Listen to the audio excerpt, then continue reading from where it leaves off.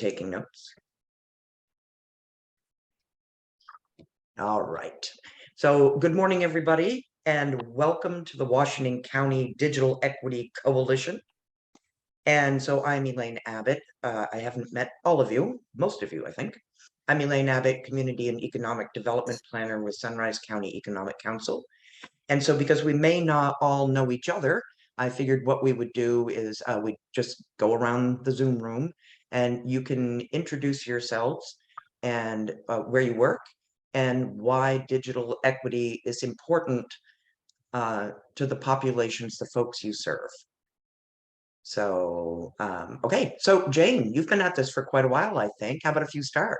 A little bit. I am Jane Blackwood. I'm the Director of Washington County Adult and Community Education and the Executive Director of Axiom Education Training Center. And there's so many reasons, but I'll hit a couple that I think this is important. For our students, everybody gets some digital literacy. It's a workforce skill now. Even sometimes, a lot of times with your payroll, you need to get on and be able to enter your hours.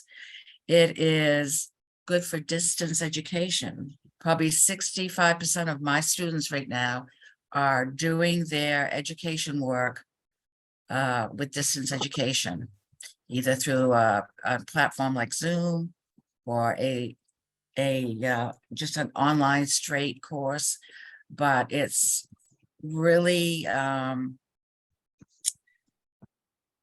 been easy to see where we don't have broadband and devices, that it becomes a barrier for students because they can't come to classes, there's not enough childcare, or they don't have a vehicle. We have a very large geographical stretch of land here in Washington County. So for our students, it's extremely important.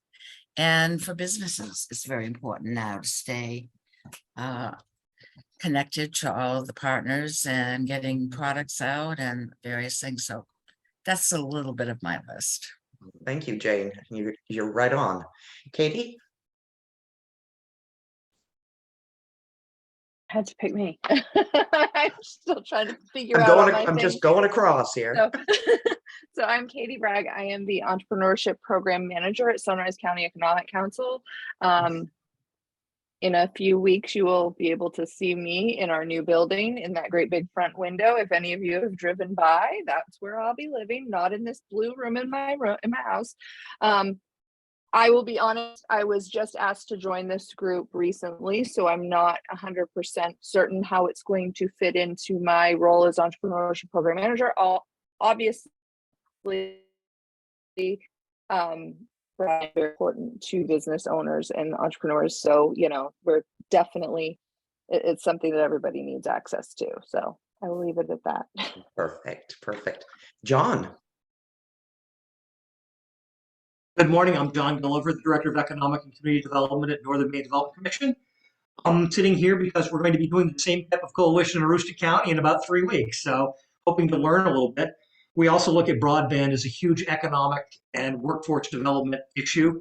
We also look at it as population retention and attraction, and getting everyone to at least have some knowledge of digital literacy is very important to the economies of Aroostook and Washington County. And it's going to be a major factor in the new comprehensive economic development strategy, which will be released in March for adoption in early April. So looking forward to hearing what everyone has to say. Fantastic. Thank you. Letting in Dodie here. And Chris Waite. Hey, everybody. I'm Chris Waite. I'm with Four Directions Development. I am the tribal broadband consultant. Elaine was, unfortunately for her, my first foray into a partnership with on behalf of the tribal nations, but she's been awesome to work with as Sunrise County and Council in general. In terms of the digital equity and inclusion, there's almost no facet of the tribal communities that this isn't necessary and needed and going to be a huge benefit to. A comprehensive approach like this and a partnership approach, I think, is absolutely critical. Job creation, like everybody, I think is one of the big things. But as we've started to expand what broadband can do in some of these areas, when you're talking about the fisheries and remote timber projects, things that are going on. You start talking about sensors and all the other things that connectivity can bring. Cultural artifact recognition when you're starting, you start talking about Google Images and some of the things. I don't think we've even begun to really understand what this can be from a transformative sense. So it's pretty exciting on a lot of fronts, but the basic stuff for telehealth, and a lot of the crafters having the ability to put a virtual showroom online to start marketing these, and cultural tourism and stuff is pretty exciting. So it's touching everything we hope. Excellent. Sarah. Hi, good morning, everyone. Happy New Year.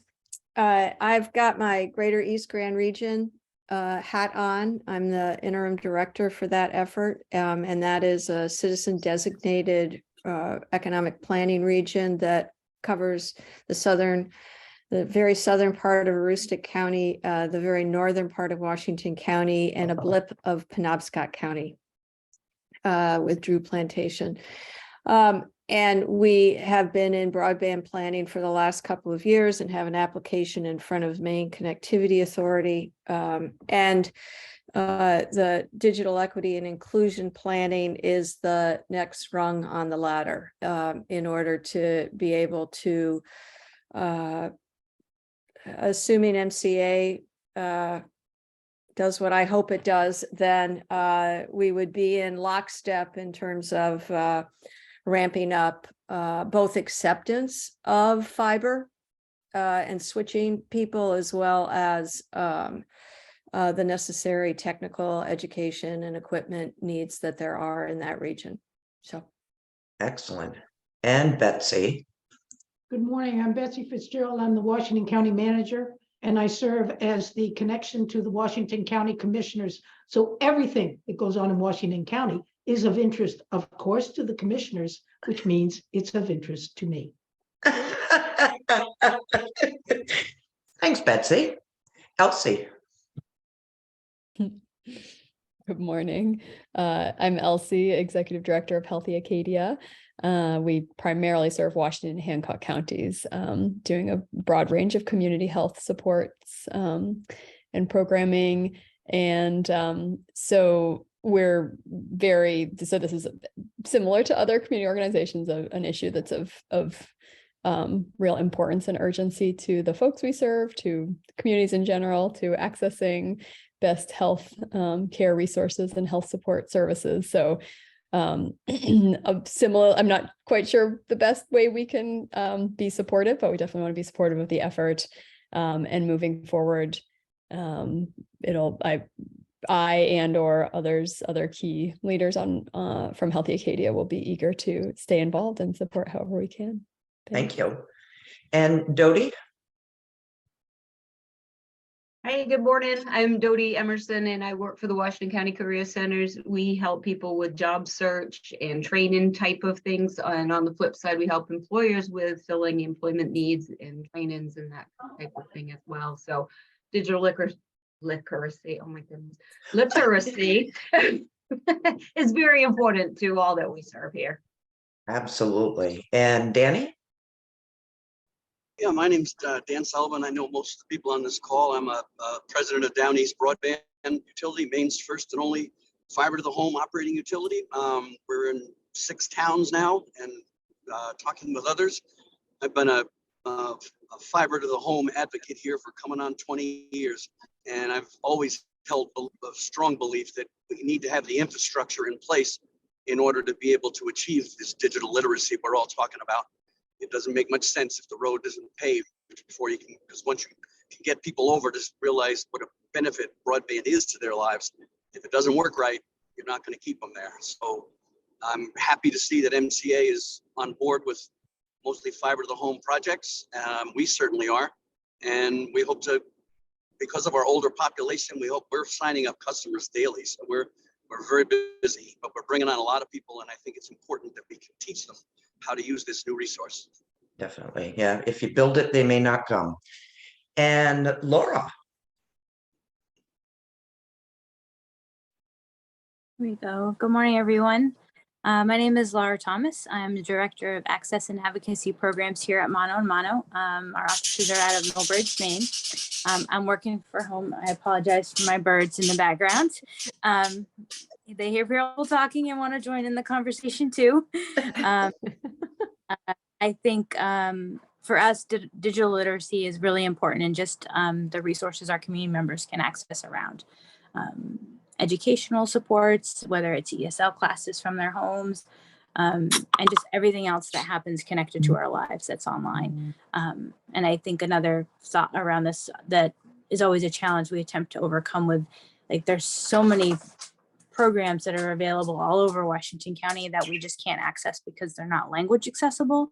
And so thinking about how digital tools can help maybe make that less of a barrier as well. Fantastic. And I see we're being joined by Juana as well. Hi, good morning, everyone. My name is Juana Rodriguez Vasquez. I'm the Executive Director of Mano and Mano. Laura will be primarily joining these meetings. I figured I would join the first one and see. Well, I'm glad you're here. Let's see here. Oh, Susan. Good morning, everyone.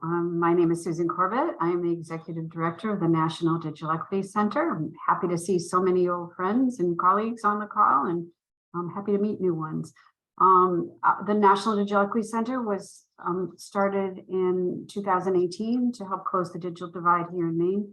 We've raised about $5 million for Maine and its people to provide free digital skills classes to all Maine residents. We manage a device program and we write digital equity plans. I am the co-chair of the State Digital Equity Task Force with my partner, Maggie Drummond-Ball. And I will be your consultant as you as a region write your digital equity plan. So I'm excited to kick off. You are our first kickoff meeting. And so we're excited to get started with you. And thanks for having me today. Thank you very much. And last but certainly not least, Maggie. Hi, everyone. So nice to be with you. I know Susan and I are very excited that Washington County has the first coalition kickoff meeting. And I think it's also, Elaine, you get a little bit of bragging rights because not only do you have the first kickoff meeting, but you also have the Digital Navigators program. And today, I think, is the launch date for the community college broadband training program too. So this is so many exciting things happening in Washington County. I'm Maggie Drummond-Ball. I'm the Strategic Partnership Director for MCA, and I'll just be with you for the beginning of the meeting to give a little bit of the big picture in terms of the Digital Equity Act and the Broadband Equity Access and Deployment Act. And then I'll leave you to it. But I will say, for me personally, I joined MCA in May, and digital inclusion has had such an impact in my life and such importance in my life personally that brought me to this mission. First, as a first generation college student in my family, I know that when I got to college, I was wholly unprepared. And the fact that I had very few digital skills because we didn't have internet, we didn't have devices, really, I think, kind of made me feel more like a fish out of water. And I hate for any Maine students to feel that way, and also for them not to be able to have the opportunities in their home state where they might want to build a future and raise a family if they're unable to be connected. And also, my parents are living in a tiny rural community in Maine, and my sisters and I are trying to help them stay in a rural community where they want to be as they grow older. So the fact that we've been able to keep in touch with them through our Zoom connections and FaceTime, and my dad can control his hearing aids with his app, and they can do telehealth visits. All of those things have made a significant difference in our lives. And so for me, the mission really is personal. And I think this is where the rubber meets the road in terms of the work that we're able to all do together. Fantastic. Now, Maggie, you had a slideshow for us, is that right?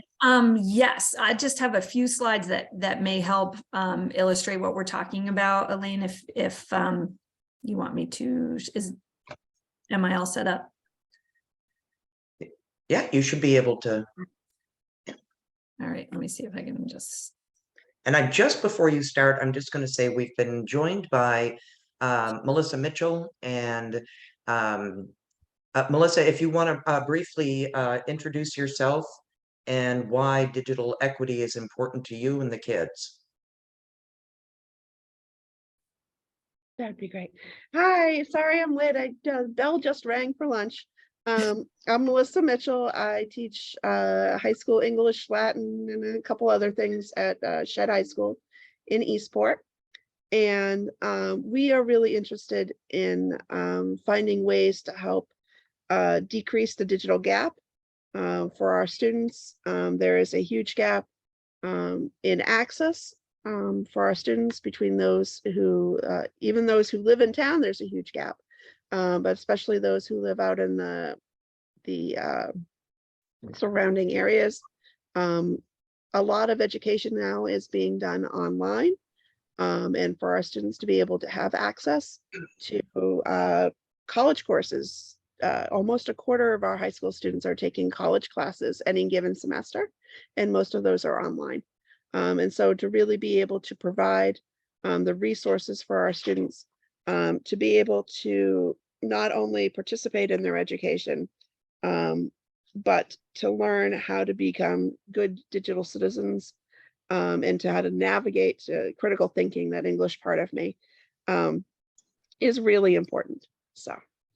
Fantastic. Thank you, Melissa. And I'm so glad you are here. Okay, Maggie, take it away. Okay, I'll be very brief. I think most of you know that the Bipartisan Infrastructure Investment and Jobs Act had two major components supporting broadband and digital equity. You'll see them here on the screen, the Broadband Equity Access and Deployment Act, which is referred to as BEAD, and the Digital Equity Act. And each of these funding programs requires different steps and timelines by the states in order to access this funding.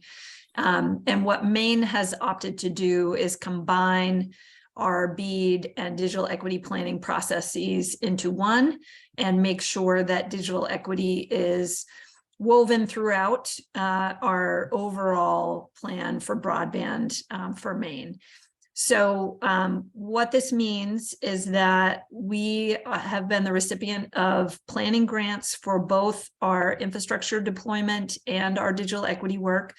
Those total about $5.5 million. The portion of that supporting our digital equity planning is a little over 500,000. And once we finish this planning process, which we expect to wrap up at the end of July, when we submit our 5-year broadband action plan, as we're referring to this combined plan as the broadband action plan, then we will have the opportunity to apply for implementation funding. And it's fairly clear on the BEAD side that we'll have a minimum allocation of an additional 95 million. And then depending on how the FCC data shakes out, we could have as much as 350 million on the infrastructure side to reach those unserved and underserved areas. On the digital equity side, it's not entirely clear how much will be available to the states for implementation. So we're working to have the best plan possible so that we can be as competitive as possible in getting funds into Maine to make our digital equity work a reality. There will also be a separate competitive grant program for other partners and organizations to apply for digital equity work over and above what the states can apply for. So our goal is get as much money into Maine for our infrastructure challenges and our digital equity work moving forward. We are working with sort of these three things in mind as our service promise throughout the planning process. We want to make sure we're engaging everyone using the technology and transparency throughout the process. And so that we're making sure that everybody's fingerprints are on these plans and that they're not developed in a vacuum by MCA and not meaningful or impactful throughout the state because of that. We want to make sure that we're empowering everyone through community. So we're really paying attention to barriers, creating belonging throughout the planning process, and achieving equity through our partnerships. And that starts in large part with the kinds of coalitions and partnerships that you're building here and that the other regional and tribal partners will be building as well. And then we want to maintain our focus on projects, places, and people, which is how the MCA strategic vision is structured. In terms of our timeline, we are working with all of the regional and tribal partners throughout, really starting now, January, until the end of April, on the digital equity side, to do outreach and engagement, gather data, and develop our regional and tribal digital inclusion plans. In May, we want to bring all those regional and tribal plans into our state plan. So we're going to spend the month of May putting that state plan together from all of the parts that we're collecting from around the state from work that's done by groups like yours. And then in June, we're going to release our overall combined broadband action plan for public comment for the month of June. In July, we'll be doing revisions and implementing or integrating the feedback that we've been given on that plan, and then plan to submit it by the end of July. So it's wonderful that Elaine has you meeting this early in January, because we really want these conversations to be happening as quickly as possible. Just want to give you the big picture in terms of the engagement, the way that we're engaging stakeholders and partners throughout this planning process. We have multiple stakeholder groups. You'll see the regional broadband partners are here. The tribal broadband partners and the tribes themselves are another focus. We have the Digital Equity Task Force, which is going to be closely integrated with our regional partners. There's a regional and tribal representative from every region with that task force. We have a broadband infrastructure advisory group that'll be talking with us about additional funding for infrastructure over and above our BEAD allocation. We have a workforce advisory committee, and then we also have an interagency broadband working group, which is really where the partnerships with our other state agencies in Maine are coming in. So we're trying to sort of take all of those stakeholder groups. We'll have representatives from each who are on a steering committee that sort of gives us the final recommendations and okay for that broadband action plan when we get to June and July. And Susan and Megan Dichter and likely some other representatives from the regional and tribal partners group will be serving on that steering committee. So on the digital equity side in particular, and I would encourage us as we bring our digital inclusion coalitions together to try to focus on that digital equity and inclusion side, understanding there's a lot of work happening on the infrastructure side, and we will keep these things closely connected. But for the coalition conversations, you're really thinking about the digital equity side of this work. We, as I've already outlined, this is sort of what the Digital Equity Act will do for Maine. And again, our overall goal here at the end of this planning process is to make sure that we can implement all the great ideas that we've come up with together. This was the timeline we've been working on in terms of the digital equity work. We submitted our planning application back in July with the advice and consent of our Digital Equity Task Force. We received the award officially in November. We don't actually have the money in hand, but we received notification of that award. We're developing our plan between December and July, and then planning to apply for our state implementation funding in 2023. And then the competitive grants will be available, we think, the following spring. And just to be totally clear about this, we think that the state implementation funding, in addition to funding some of the things we need to do at the state level, will be distributed to our regional digital inclusion partners to implement what you've come up with on the regional level. Just a quick overview of really the focus of the Digital Equity Act. Basically, what the federal government said is we want you to think about the populations that we know are most impacted by the digital divide. So there's the 8 covered populations that are the emphasis within our planning process, and each of our regional and tribal coalitions will be focused around really trying to think about those covered populations in our plans, in addition to the general population in your region. The thing we know about Maine is that 89% of our population identifies as one of these covered populations. So it's virtually everybody, and we know it's in every region will be touching these covered populations. But it's low-income households, people who are aging in place, older adults in Maine, incarcerated and formerly incarcerated people, veterans, people with disabilities, folks who are English language learners or may have a language barrier if there's low levels of literacy, individuals who are members of racial or ethnic minority groups, and those that live in rural areas. So you can see why so many folks in Maine are members of those covered populations. So I'm going to just stop sharing the slides there because the big picture part is not the most important part of your meeting today. But I just want to say a few words about why we thought this work should be focused at the regional level. One thing is we have a sense that we really need to build the overall ecosystem of folks who are thinking about broadband and digital equity. And Susan will never say this, but for many, many years, all of the digital equity conversations in Maine have had Susan as a central driver. And anytime someone talks about digital equity work in Maine, it's been like, oh, well, Susan Corbett does that work and NDEC does that work. And what we really want to do is expand the ecosystem of folks who are doing that work. And doing it within the focus areas and their different missions that are touched by digital inclusion. So that's part of the purpose of building these coalitions on the regional level. And also just from MCA's perspective, we want the plan to be really close to the people who are going to be served by this work.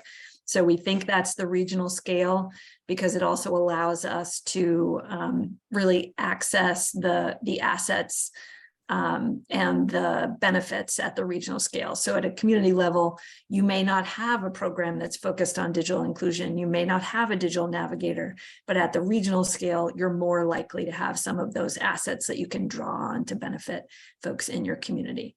So we felt as though that regional scale is really the sweet spot for both getting all the assets that we need in place to do this work, but getting close enough to the communities and the people that we're trying to serve.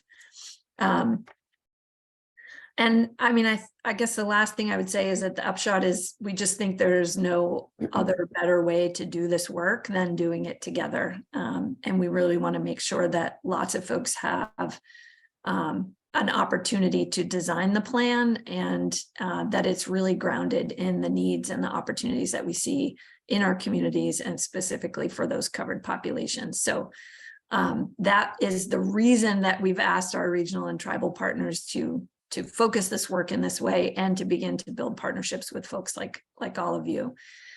So MCA is here throughout the process to provide tools and support, and we've contracted with Susan to work with each of the regions and the tribal partners to develop these plans, and we'll continue to work with you throughout the process. And I'm happy to answer questions about any of that. And I hope, Elena, I haven't talked too much. No, you have not talked too much. Does anybody, first of all, I want to thank you for your presentation because that list of covered populations helps to explain why you are all here, why you've been asked to help with this. So as you were looking over that list, I'm sure you were identifying your own constituencies. So does anybody have any questions for Maggie at this point? No. All right. Then I'm going to, one, alarmingly enough, say, what do you mean Susan Corbett can't handle this all by herself? I don't understand. I mean, she's So- been doing a great job, but we gotta get her some help here. And eventually one day she might want to retire. I don't know, you know. But so with that, I'm going to hand it over to you, Susan. Thanks, Elaine. So you have no idea how exciting it is for me to have listened to everyone be engaged in digital equity, because I've been doing this for a very long time. And so I'm really thrilled to be doing helping regions work through their digital equity plan. I'm going to share screen. And no, I don't think I'm there yet. Hang on.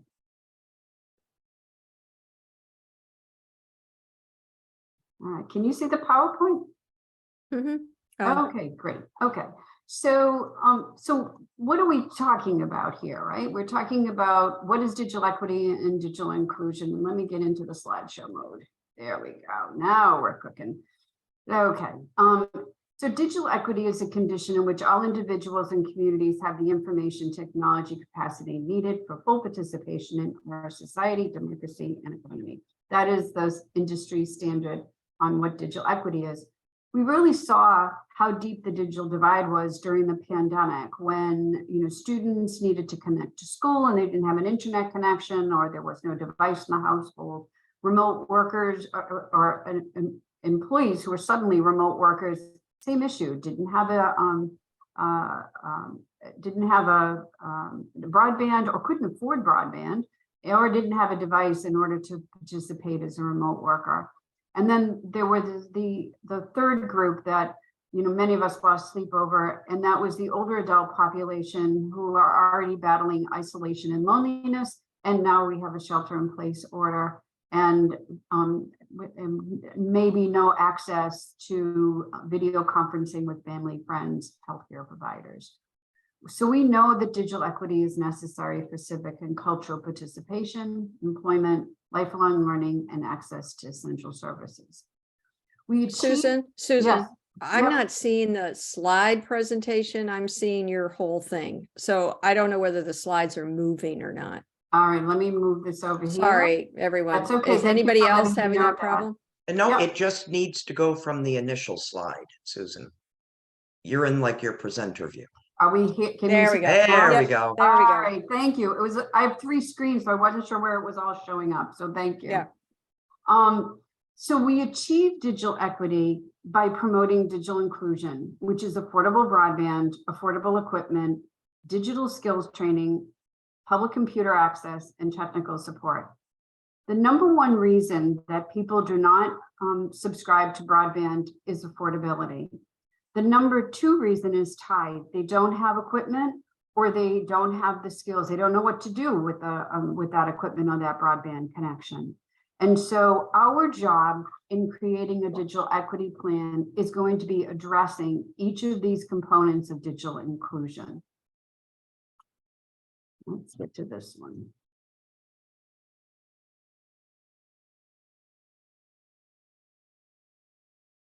And I'm not getting into this. Where are we going? There we go. All right. So Maggie talked about the covered populations. And so there are many of you that are on this coalition that represent the covered population. There are some that may be missing.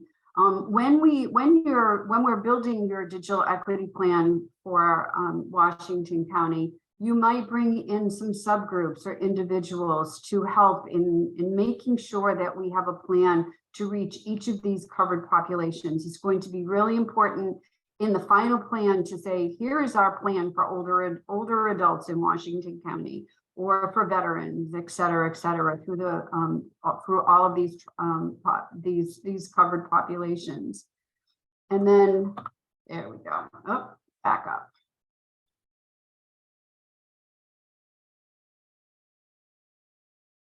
I got to stop share for a second, and I'm just going to talk because I'm having some technical issues over here. The other group that we want to focus on is our focus groups. So are there groups that are overseeing the plan for rural healthcare and telehealth, for education, post-secondary, workforce development, rural workers, affordable housing? Do we have Wi-Fi in places where There's low income housing. What are we doing about the farming, fishing, and forestry industries, and making sure that we have a plan to do outreach to those industry sectors? And the same with climate resiliency. And so as we build your plan, we want to make sure we've covered the covered populations, those focus groups that best represent the people here in Washington County. So we have a tight timeline. It's going to be we need to have this into the state by April. So one, we do not have to write a formal plan.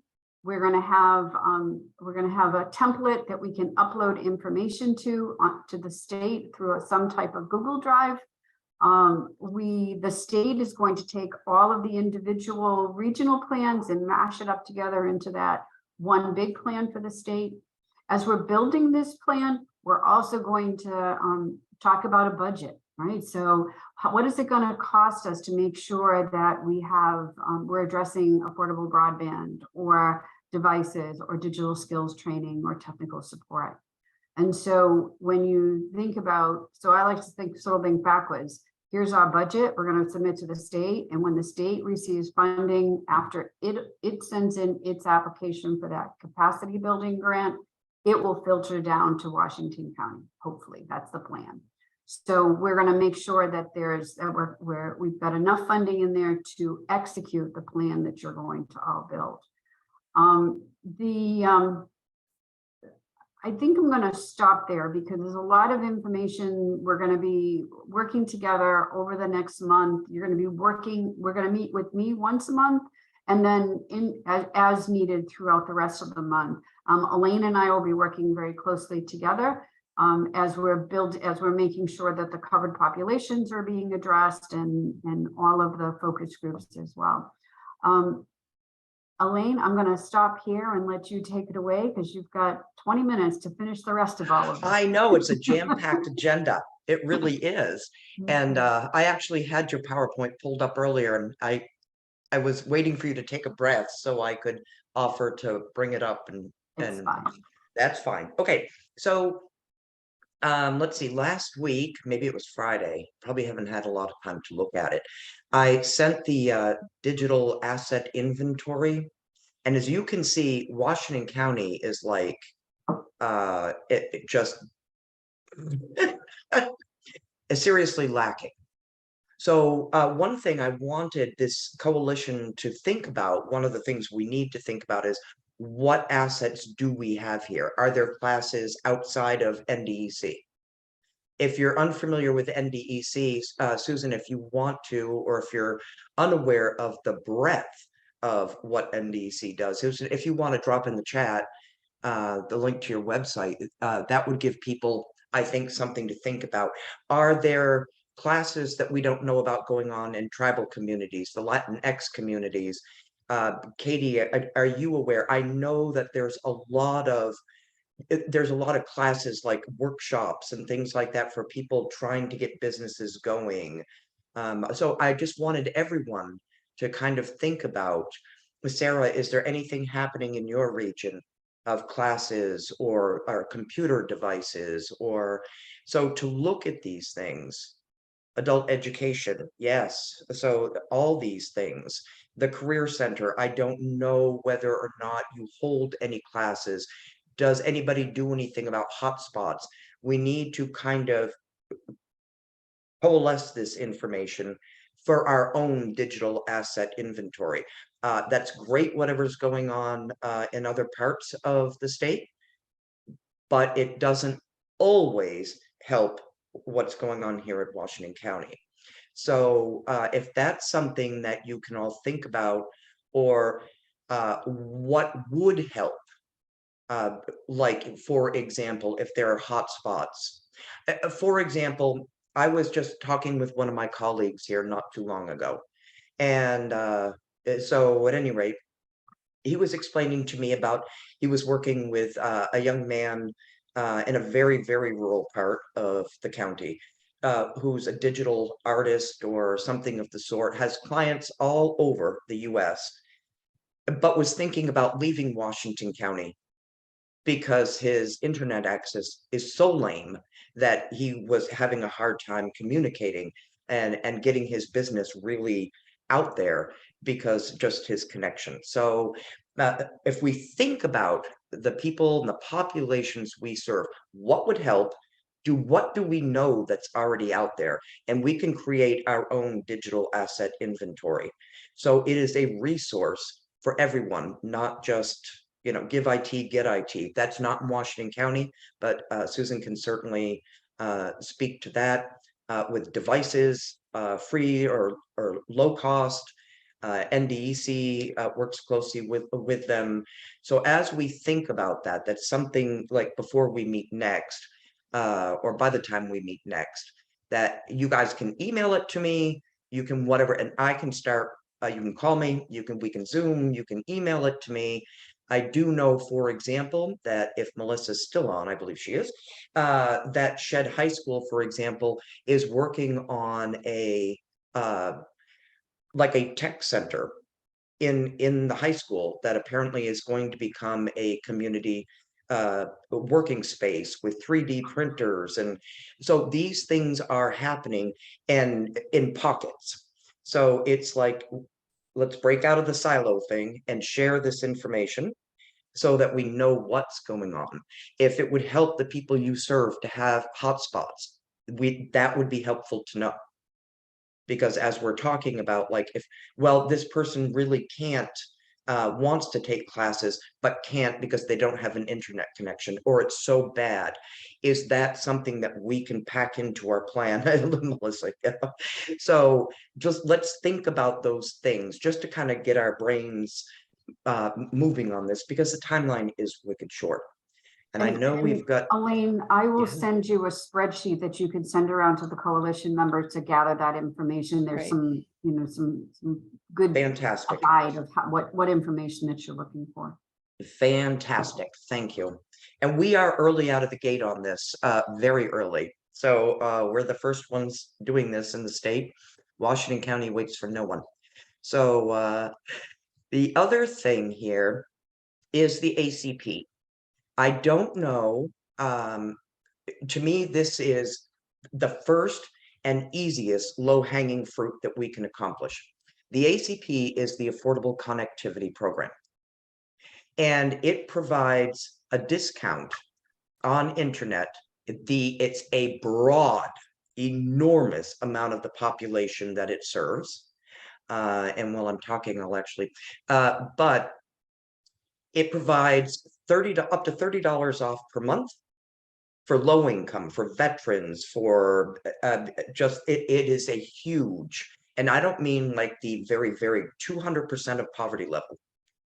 And veterans, it's an enormous group of people.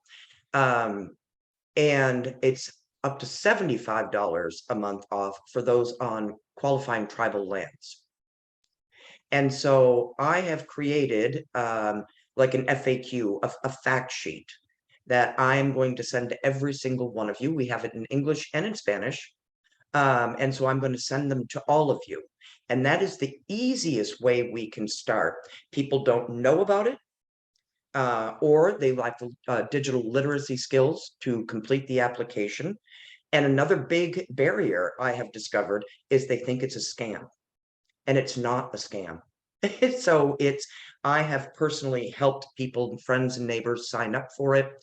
I've had to walk some people through it, but I'm going to send that information to all of you, even if you can print it out, put it on your websites.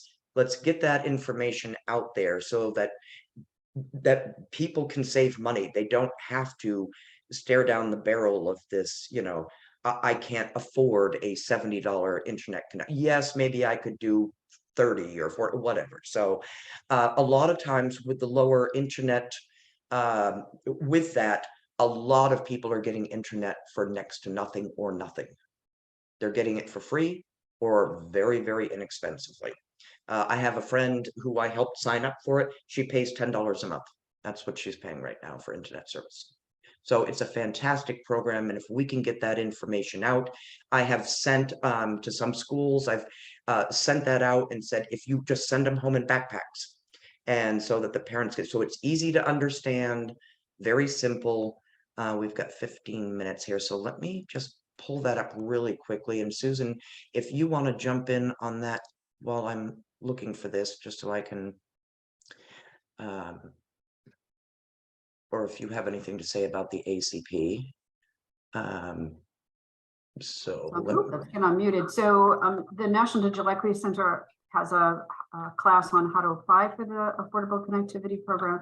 We're happy to do that class to agencies that are working directly. So we'll train the trainer and give you that information so that you can be the best resource for the clients that you're serving. So just reach out to me and we're happy to work through that with you. And that is an awesome, so let me just, Sarah's looking, Sarah's raising her hand, so. Oh, go ahead. Hi, two questions. Susan, one is, do you have a sense of when the template is going to be available? We're working on that right now. This is, so Washington County is ahead of the curve as we do in many ways.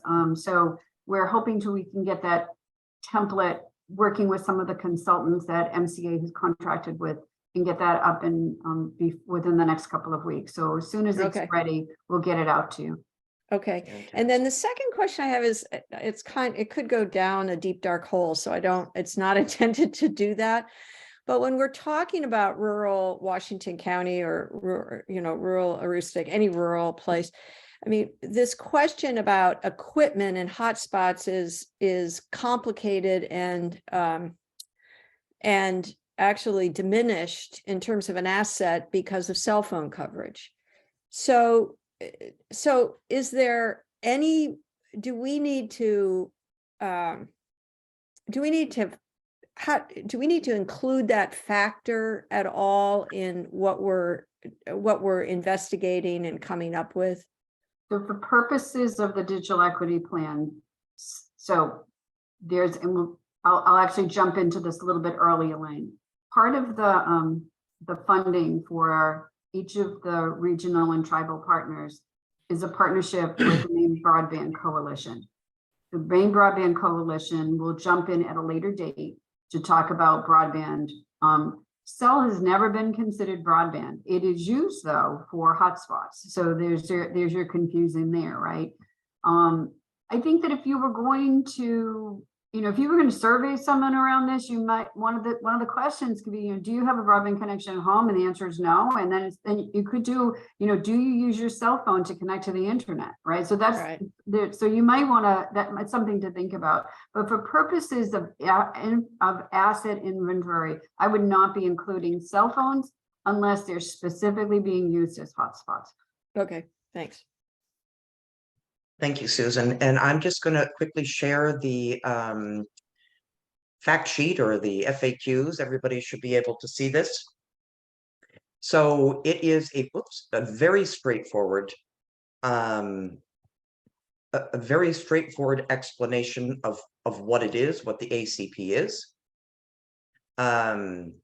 It's crazy, the list of people that, and it only has to be like one person in the household that qualifies the whole household under these.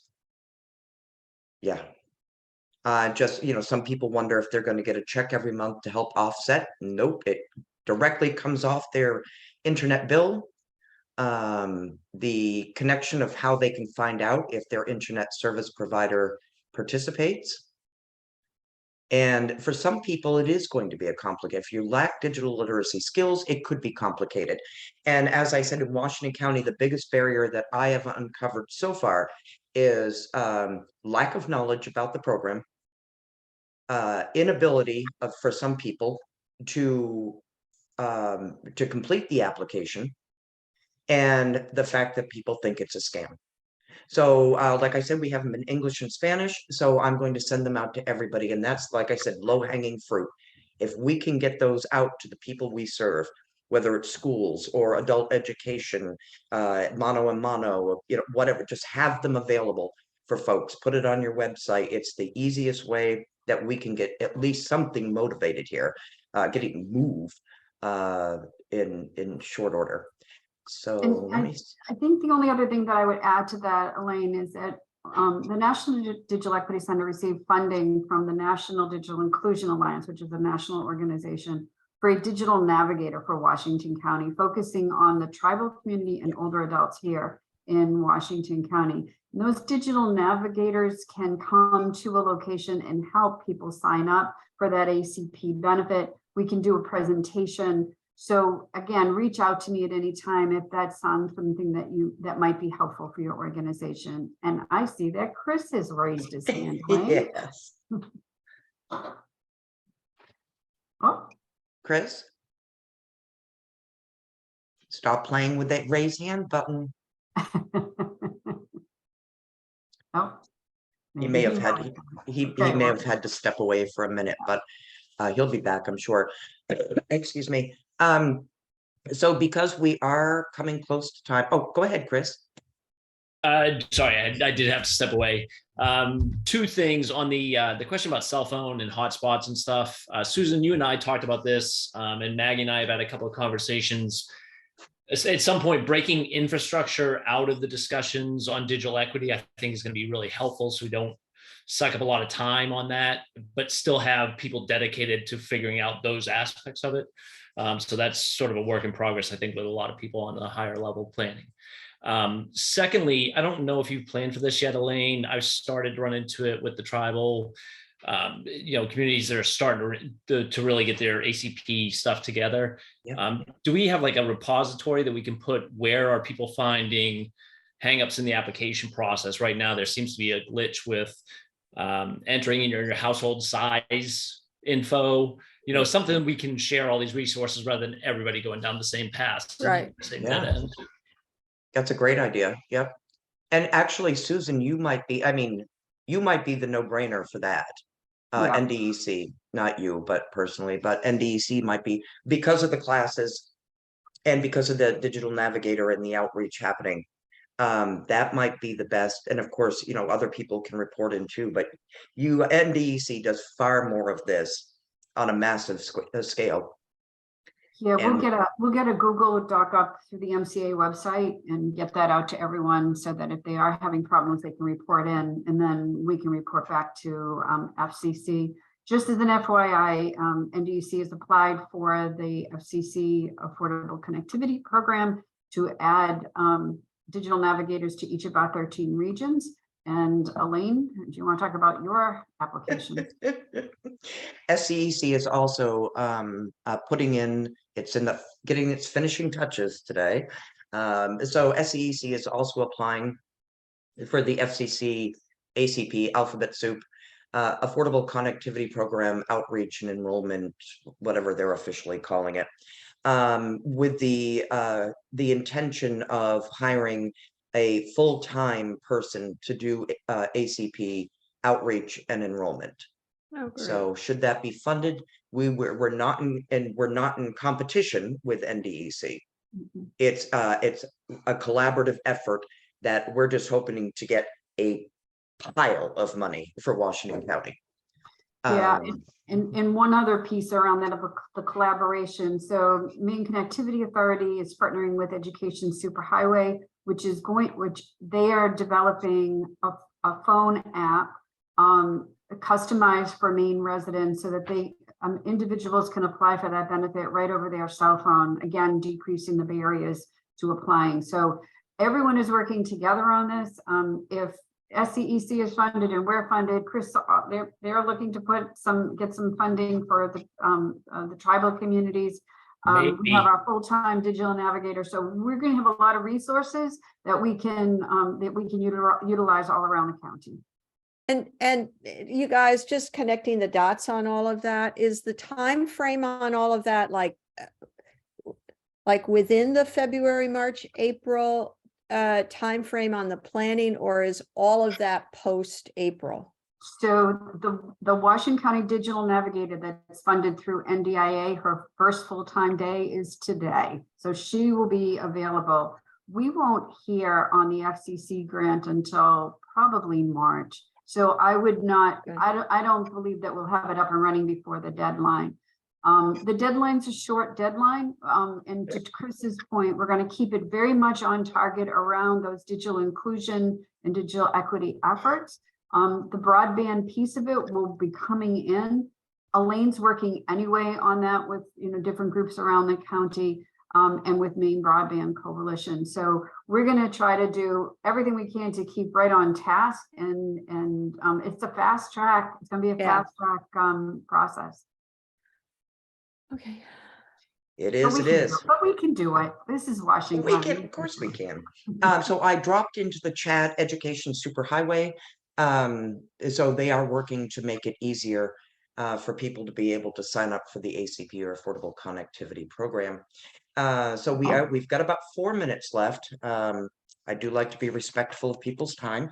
So the last thing is time commitment.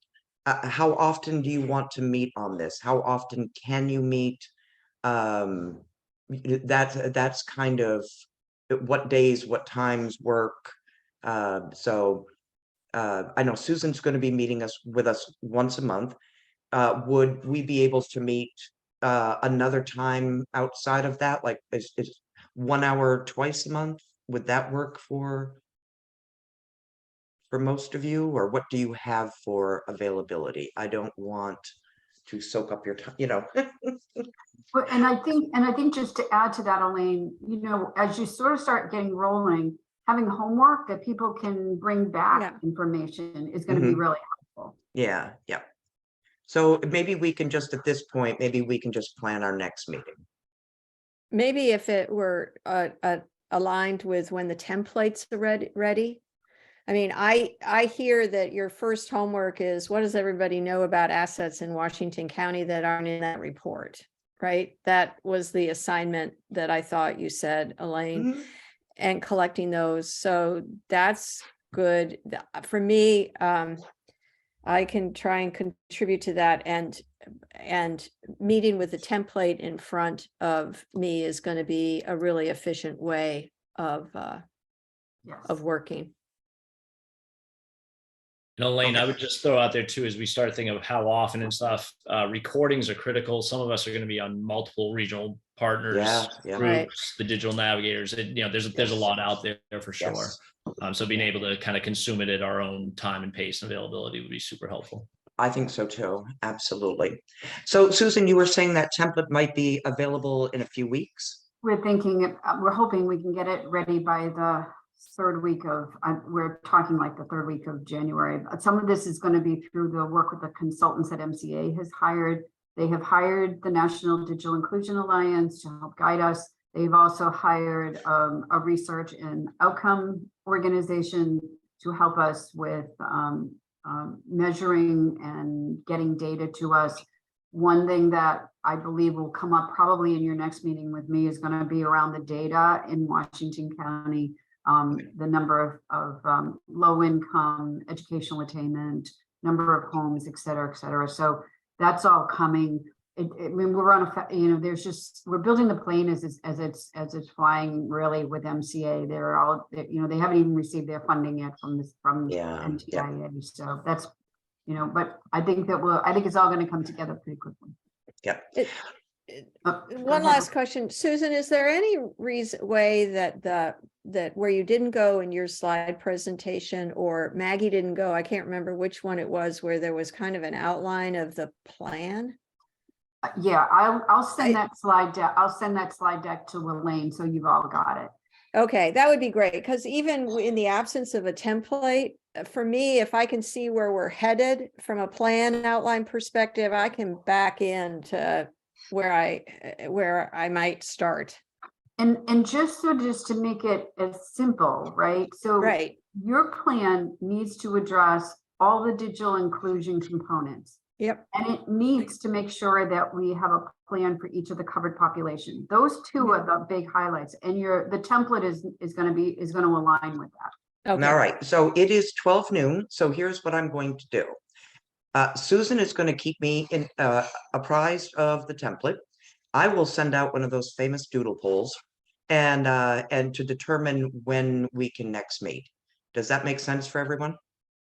Yes, and I've emailed you the template for the digital equity, digital inclusion assets. All right, perfect. And I'll get that out to everybody. All right, thank you so much, guys. And Thanks, I will be everyone. sending you Good to some see stuff. you. Thank you. Thank you, Bye. everyone. Bye-bye.